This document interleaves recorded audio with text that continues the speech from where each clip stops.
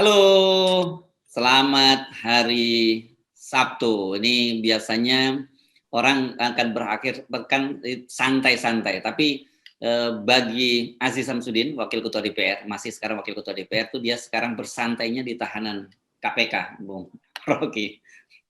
Ya, dia nggak berakhir pekan, dia berakhir jabatan. Karena langsung mau diganti sama Erlangga.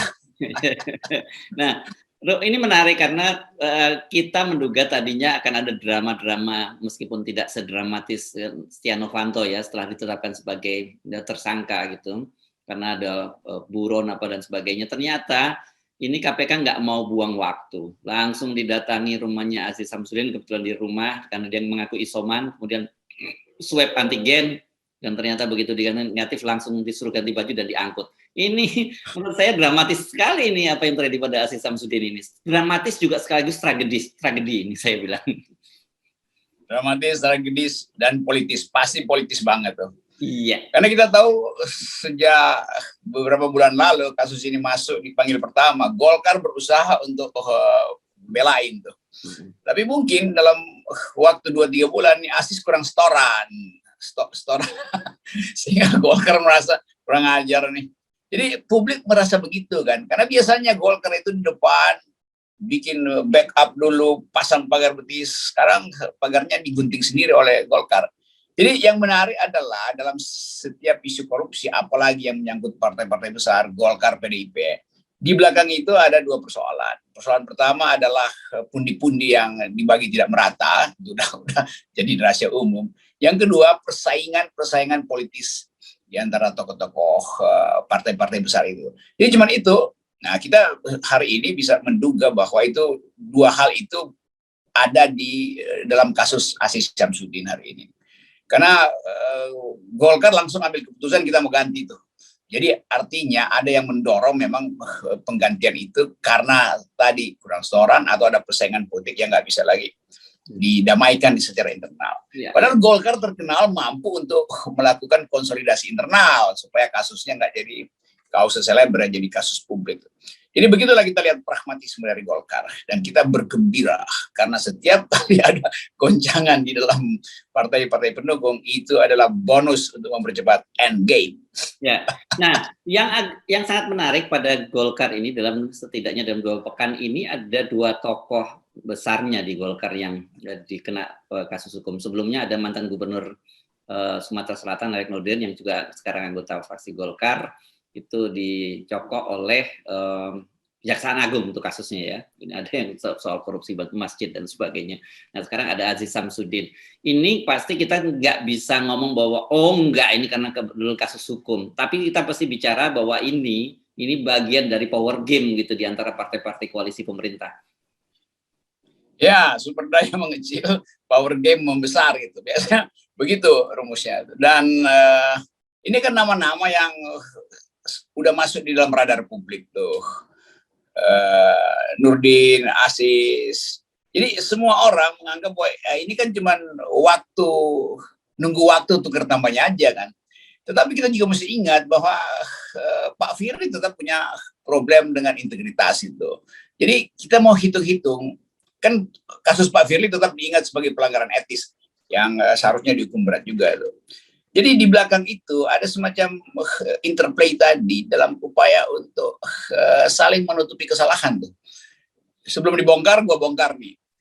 Jadi terlihat bahwa ada unsur lain di dalam soal-soal ini. Golkar terlalu besar, petinggi-petingginya saling sikut-menyikut tuh. Jadi mungkin sekali juga Erlangga ini ada di dalam ancaman politik karena faksi dia makin kecil sebetulnya, atau paling enggak upaya untuk Erlangga menguatkan kembali fondasi politiknya di Golkar karena terlihat bahwa mungkin Erlangga menganggap ini kok aparat gue nggak kerja nih, elektabilitas gue kok segitu-gitu aja tuh. Kan ini soalnya tuh, sementara mungkin Presiden Jokowi menganggap bahwa ya kalau Golkar nggak kuat itu berarti sandaran alternatif dari Presiden juga nggak ada tuh, maka Presiden mungkin kirim orang supaya cari akal supaya Golkar itu diperkuat sehingga langsung firm bahwa akan ada dukungan pada Presiden atau menjamin bahwa Presiden tidak akan dipersoalkan kalau turun masa jabatan tuh, apalagi kalau dipercepat 2024. Jadi di belakang itu analisisnya bisa panjang, tapi kita perpendek dulu untuk melihat prosesi pembekukan. Jadi publik kan ingin lihat bagaimana Aziz Samsudin tiba di koridor KPK hari ini, lalu dalam keadaan di borgol, kita melihat ekspresinya seperti apa tuh. Dan tentu sebagai dari Golkar senyum-senyum juga tuh. Oh ya, karena ada dua jabatan penting Aziz Samsudin ini. Satu di DPR, Wakil Ketua DPR, itu jelas membuat air liur politisi manapun mengiler, khususnya dari Golkar. Yang kedua, jabatan Wakil Ketua Umum Golkar. Ini kan, wah, kan kalau orang melihat ini bagi politisi, ini yang real politician, ini kesempatan yang tidak boleh dilepas begitu saja. Itu kita lihat kimia di dalam Golkar dan di dalam kabinet terutama itu. Ada kimia lain, orang menganggap kok Aziz Samsudin bisa punya kekayaan ratusan miliar ya. Kan kemarin harta kepejabatan kan dibuka dan orang masih anggap mungkin berkali-kali lipat juga tuh. Iya. Jadi segala macam hal akhirnya berlaku sekarang ini, terutama setelah Krisdayanti mau cari publik. Oh, jangan-jangan banyak hal yang sebetulnya setara dengan Aziz Samsudin, tapi dalam beberapa partai bahkan, tapi hendak disembunyikan tuh. Jadi Aziz Samsudin juga membuat ketar-ketir orang lain tuh, karena bisa masuk dari proses yang sama tuh. Kok Anda punya kekayaan sebesar itu tuh? Memang Aziz Samsudin ada kasus belinya, yaitu soal menyogok reserse KPK tuh. Tapi itu hanya satu segi aja. Segi lain bisa diterapkan pada pejabat yang lain juga tuh.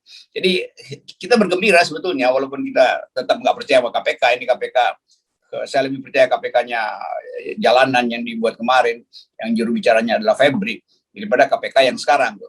Tapi tetap publik ngotot untuk melihat di belakang ini gunung esnya apa itu. Ini kan cuman iceberg aja soal Aziz Samsudin dan Nurdin. Ya, jadi memang kita juga dan bukan hanya kita, saya kira publik juga melihat kasus ini lebih pada kasus politik. Bukan berarti bahwa tidak ada kasus hukumnya, ada kasus hukumnya, tapi kemudian Aziz Samsudin bisa sampai ditangkap oleh KPK itu pasti ada kalkulasi politik. Karena kalau kita runut ke belakang lagi yang sangat menarik, ternyata waktu Firly menjadi Ketua KPK itu dipilih oleh Komisi 3 yang diketuai oleh Aziz Samsudin. Dan di media-media, ini jadi, makanya saya tadi sebut tragedi.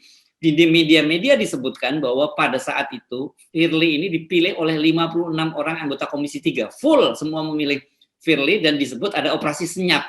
Ya, wajar kenapa disebut ada operasi senyap, karena pada waktu itu kan kita tahu Firly ini sebelumnya adalah deputi penindakan di KPK dan dia punya kasus kode etik. Sebelum dia dihukum oleh Dewan Pengawas di KPK, dia sudah ditarik oleh Polri dan kemudian dipromosikan menjadi Kapolda Sumatera Selatan, kan gitu ya Bung Rocky. Dari Kapolda Sumatera Selatan lah dia kemudian balik lagi ke KPK dan menjadi Ketua KPK. Ini menarik kalau Aziz Samsudin bongkar juga apa yang terjadi dalam operasi senyap sehingga Firly bisa dipilih oleh 56 orang anggota Komisi 3 itu. Kira-kira itu latar politiknya. Ini kayak kita baca Mario Puzo nih apa, Godfather gitu kan. Bahwa yang tadinya partner, kemudian ada kecelakaan kecil, jadi pengkhianat, segala macam. Jadi sebetulnya poin kita selalu adalah bukan sekedar jumlah uang, tetapi koneksi-koneksi politik dan rahasia-rahasia personal yang kemudian jadi latar belakang, tapi nanti satu waktu dia akan terbuka. Jadi sebaiknya kita provokasi aja supaya seluruh kejahatan politik itu juga diperlihatkan tuh. Apa sih sebetulnya yang dimaksud dengan operasi senyap? Kenapa pada waktu itu publik opini seolah diabaikan oleh Aziz Samsudin dan sekarang berbalik bahwa Aziz Samsudin sebagai kingmaker, Firly itu dijerat juga. Dan itu agak jarang, Pak Firly sendiri yang mengumumkan tadi malam kan bahwa Aziz Samsudin udah ditangkap, udah diketahui posisinya itu. Jadi dengan sangat gembira Pak Firly menangkap orang yang pernah meloloskan dia di dalam fit and proper test. Ini juga tanda tanya besar. Enak juga nih lihat versi Mario Puzo nih di dalam politik Indonesia.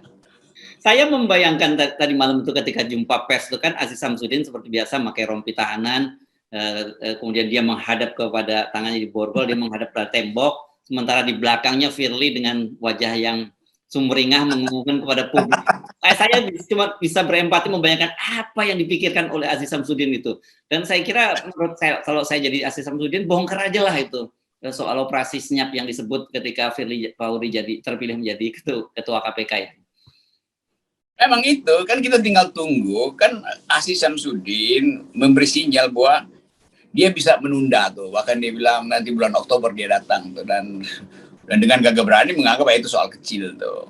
Jadi kalau akhirnya kita lihat bahwa Firly nekat untuk membekuk langsung malam ini, tadi malam, itu artinya ada power game yang luar biasa berlangsung di belakang layar tuh. Dan tentu Aziz Samsudin juga sudah menghitung itu.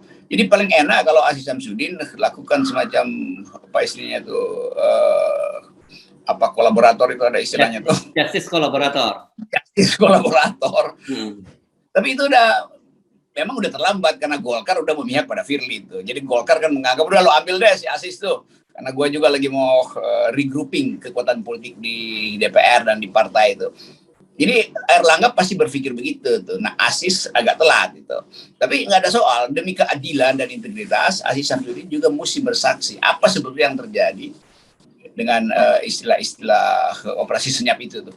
Karena publik ingin tahu secara detail loh. Soal korupsi ini harus dibongkar sampai ke akar tunggangnya, bukan sekedar akar serabutnya yang dipotong-potong nih. Ini kan udah hampir pasti karir Aziz selesai di sini ya. Dan kalau saya lihat ini sebenarnya untuk ukuran politisi dia masih muda. Dia kelahiran tahun 70, jadi sekarang umurnya 51 tahun. Masih muda, masih panjang perjalanannya dan masih ada harapan-harapan lain gitu. Tapi dengan kasus ini dia berhenti. Jadi kita dorong ya tanggung lah, daripada kepalang tanggung sekali basah sekali nyemplung saja. Ayo bongkar-bongkar gitu Aziz Samsudin kan. Dan yang lain yang masih muda juga bersiap-siap tuh, karena banyak kasus yang sebetulnya publik tahu, KPK tahu, apalagi wartawan tahu tuh kasus-kasus kecil di daerah dulu yang berurusan dengan sogok menyogok, membacking, itu semua bisa dibongkar ulang sebetulnya tuh. Sehingga satu waktu mungkin akan ada penjara khusus buat koruptor Golkar, penjara khusus buat koruptor PDIP. Kan bisa begitu kan, dibikin aja penjara khusus pakai nama partai aja tuh, supaya ada edukasi publik bahwa ini penjara khusus Golkar, ini penjara khusus PDIP. Kan itu dua partai besar yang anggotanya ada di situ semua tuh, dipimpin langsung oleh ketua-ketua DPR. Jadi nanti ada reuni koruptor Golkar, reuni koruptor PDIP. Itu biasa aja sebetulnya. Sekaligus kita pasangkan. Bahayanya nanti mereka bikin fraksi sendiri lagi, nanti ada ketua fraksi lagi di situ. Bagus juga. Kan bagus juga di situ, sehingga rapat fraksi di dalam penjara kita bisa tonton. Nanti dindingnya pakai dinding kaca tuh kan. Jadi kita nonton koruptor di situ. Jadi akuarium koruptor partai. Itu sebetulnya bagusnya begitu. Karena kita udah nggak mampu lagi untuk minta apa sanksi tertinggi itu buat koruptor. Udah diganti namanya pencuri, garong, segala macam tuh. Bukan gerong ya, garong.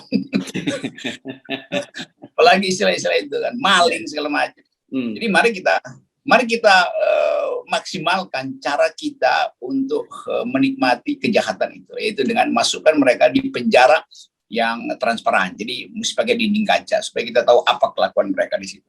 Iya. Oke, Bung Rocky, ini sangat menarik, tapi tergantung sekali lagi kepada Aziz Samsudin. Ini dia mau buat menarik atau tidak menarik gitu. Apakah sebenarnya sekali lagi saya sampaikan bahwa ini kepalang tanggung lah, gak perlu ada deal-deal lagi gitu, misalnya hanya dihukum ringan dan sebagainya. Toh karir politik dia sudah berhenti, toh harta dia juga sudah cukup banyak gitu, artinya anak-anak istrinya aman lah ketika dia di dalam penjara. Jadi sekarang waktunya dia untuk membersihkan namanya gitu ya, Bung Rocky. Jangan hanya dia sendiri dong jadi korban. Kita tahu kok Bung Aziz bahwa bukan Anda sendiri yang main ini, jadi banyak lagi yang main. Ya, itu support saya juga pada Aziz supaya jadilah membuka rahasia itu, supaya semua orang mengerti bahwa Anda itu bagian dari jaringan, bukan Anda sendiri yang beroperasi. Jadi itu temanya tuh. Mantap. Oke. Kalau dia bersedia, FNN akan wawancara langsung tuh. Siap. Oke. Terima kasih, Bung Rocky. Oke.